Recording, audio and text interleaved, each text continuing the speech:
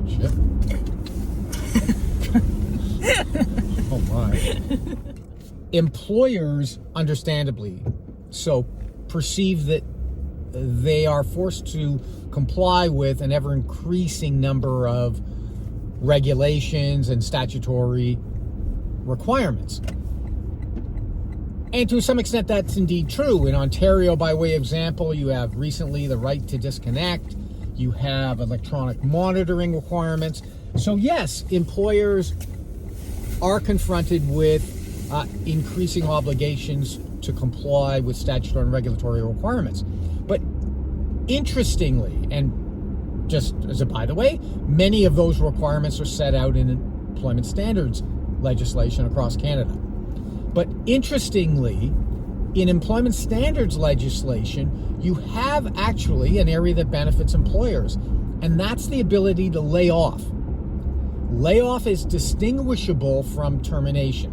Layoff is where you maintain the employment relationship, but simply suspend the employee from providing services and being paid.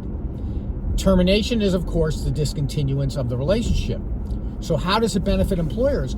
Well, when you're in difficult economic times like we appear to be approaching now, employers literally at the drop of a hat can require employees to no longer provide services and discontinue paying them. Now, you can only do it for certain periods until it becomes what's called a deemed termination, but nevertheless, it affords employers tremendous flexibility to simply cut back on payroll costs immediately.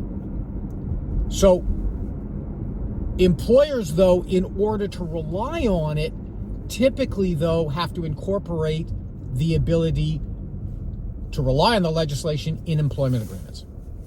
So your employment agreements ought to say that we can lay you off in accordance with employment standards legislation. Otherwise, the employee has an argument he or she's been constructively dismissed because you have discontinued their ability to provide services and pay them. So the employment agreement, once again, becomes a fundamental requirement for employers. Employer, you have cash issues, then you can incurring cash issues. It takes 67. But you just use a different word. Okay.